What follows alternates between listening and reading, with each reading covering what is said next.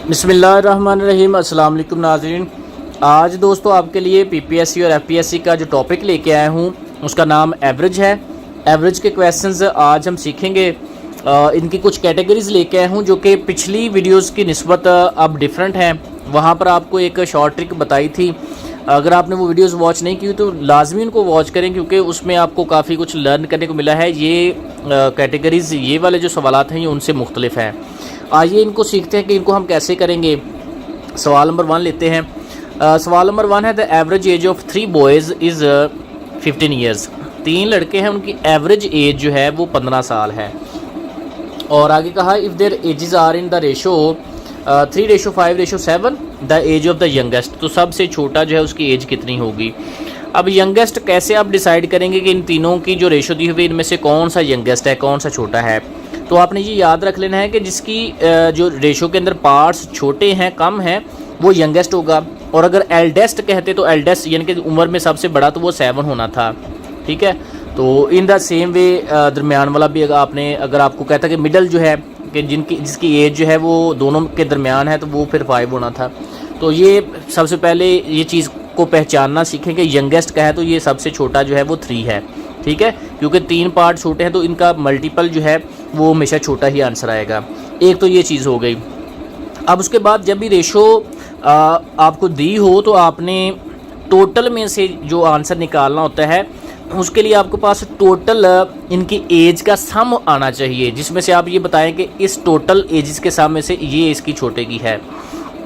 हम सबसे पहले तो एवरेज का फार्मूला लर्न करते हैं कि एवरेज जो है ये बराबर होती है सम या टोटल या सम डिवाइडेड बाय नंबर।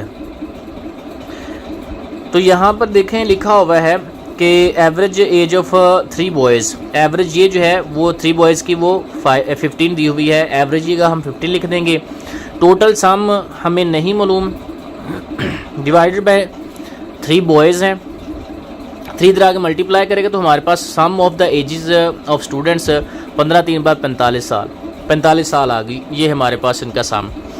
अब हमने क्योंकि यंगेस्ट की निकालनी है, जिस किसी की भी निकालनी हो उसका जो रेशो में पार्ट है उसको ऊपर रखते हैं, डिवाइड कर देते हैं सम ऑफ रेशो से। सम ऑफ रेशो जमा कर लें, 5 और 3 8, 8 और 7 15। सम ऑफ रेशो नीचे लिखा, मल्टीप्लाई का साइन डाला और आगे लिखा जो टोटल सम है या टोटल जो था एजेस का सम वो है 45। 15 3 बार 45, 3 3 बार 9।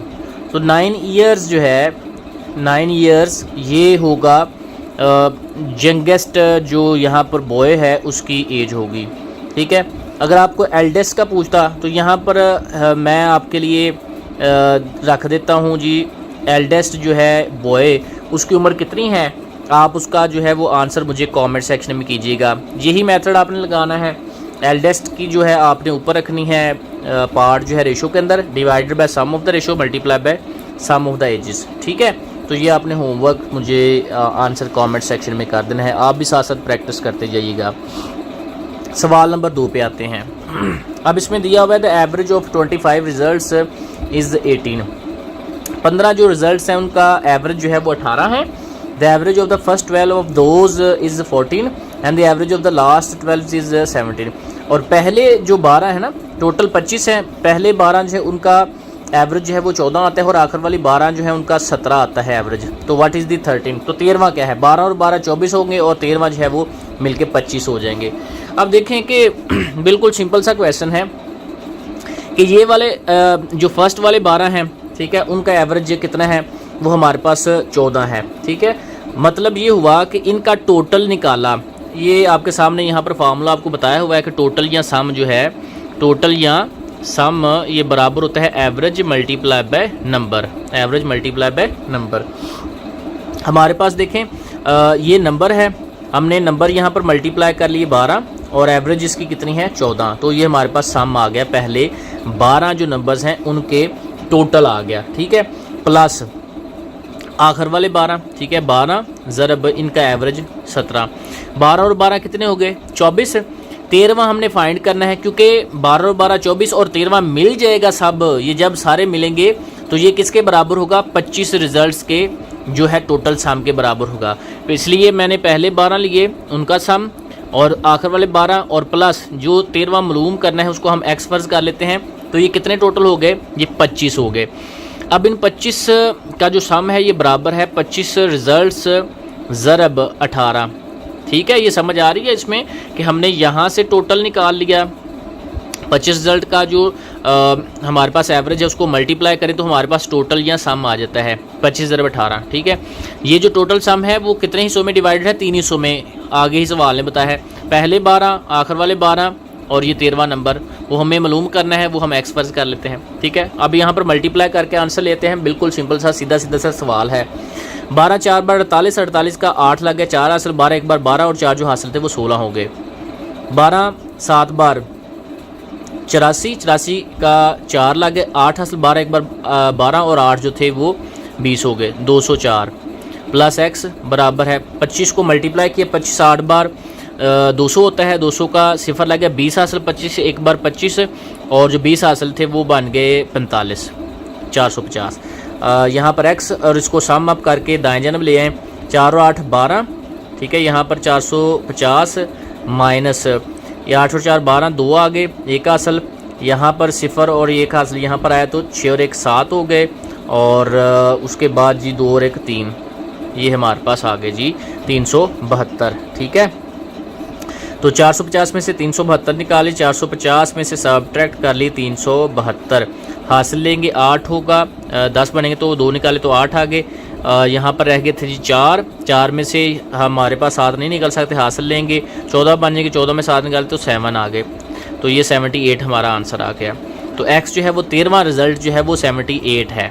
कितना है जी, 78। बिल्कुल सिंपल सा क्वेश्चन है, बिल्कुल सादा सा है। आपने जो 25 एंट्रीज थी, रिजल्ट्स थे, उनके टोटल निकाला, सम निकाला, पहली 12 दी हुई हैं, आखिरी 12 दी हुई वो, और 13वां जो है वो हमने फाइंड करना था और आपके सामने वो हमने निकाल लिया।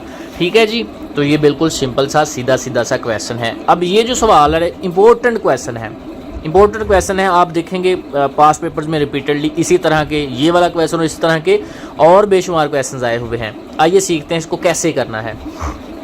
सवाल कह रहे हैं the average marks for 4 subjects is 120। 4 subject के लिए जो एवरेज मार्क्स थे वो 120 थे। ठीक है, if 33 is misread age 13 during calculation.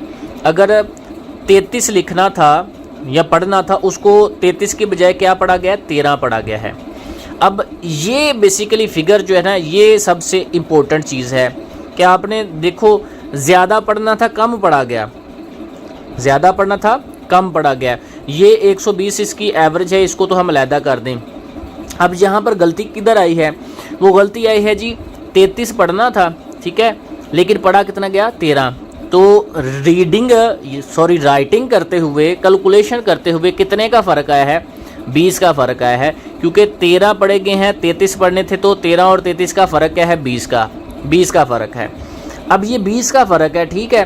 तो अब हम अगर ये जो टोटल 20 कम उसने रीड किए थे, इसका हम एवरेज निकाल के, ये जो एवरेज निकाली हुई है ना, इसमें जमा कर देंगे तो सही एवरेज आ जाएगी। क्योंकि फ़र्क तो इसका आ रहा था, 20 कम पढ़े गए थे, 20 कम पढ़े गए हैं, तो हम इसका एवरेज निकाल लेते हैं। 20 का एवरेज कितना बनेंगे, क्योंकि 4 सब्जेक्ट्स थे, तो 20 को 4 पे डिवाइड करें तो 4 5 बार 20, तो 5 आ गया। अब ये जो 5 है इसमें जमा हो जाएगा तो सही एवरेज आ जाएगी, क्योंकि पहले 120 एवरेज थी, 5 कम आ रहे थे, 5 इसमें जमा की तो ये बन गए 125। तो हमारा राइट आंसर आ गया 125। करेक्ट एवरेज क्या है, 125। तो ये सवालात इस तरह से, इस मेथड से आते हैं, इस तरीक़ेकार से आते हैं, ठीक है। अब यहीं पर यही सवाल जो है थोड़ा सा इसको उल्ट कर लेते हैं ताकि आपको समझने में मदद मिले, ठीक है। ये तो एक है ना, इसको थोड़ा सा टर्न करके भी आ सकता है। मिसाल के तौर पर आपको इधर कह देता है कि 13 इज़ मिस रीड एज 33, कि है 13 था लेकिन 33 लिखा गया है, ठीक है। अब 13 था, 33 लिखा गया है, इसका मतलब ये हुआ कि 20 ज़्यादा लिखे गए हैं। तो जो चीज़ ज़्यादा लिखी गई है वो सही करने के लिए फिर माइनस करनी पड़ेगी ना, ठीक है। तो फिर तब हम क्या करेंगे, यहाँ पर फिर माइनस करेंगे, क्योंकि 20 ज़्यादा लिखे गए थे, कैलकुलेशन में 20 ज़्यादा लिखे गए थे, तो फिर सही कैलकुलेशन करने के लिए सब्ट्रैक्ट करने पड़ने थे। यहाँ पर 20 कम लिखे गए थे, तो पूरा करने के लिए जमा करने पड़ने थे। तो ये चीज़ थोड़ी सी टेक्निकल है इसके अंदर, जो आपने समझनी है। अगर आपको ये चीज़ समझ आ गई है ना, ये चीज़ समझ आ गई है, बिल्कुल क्लियर कट सी, सिंपल सी, सादा सी है, जो मैंने आपको एक्सप्लेन अब कर दी है, तो आई होप, बल्कि आई एम श्योर कि आप इस तरह के सवालात जो रिपीटेडली आते हैं अब आपके लिए मुश्किल नहीं होंगे। तो आज की कंप्लीट वीडियो आपके लिए कैसी रही है, आज आपने क्या सीखा है, ये कमेंट सेक्शन में लाजमी बताइएगा। और आपको जो होमवर्क का क्वेश्चन दिया है उसको लाजमी सॉल्व कीजिएगा। इस तरह के क्वेश्चन को ढूंढ कर गूगल पर सर्च करके आप और भी क्वेश्चन जो है वो एज अ होमवर्क कर सकते हैं। Thank you so much for your time. Next video तक के लिए इजाज़त दें। अल्लाह हाफिज़।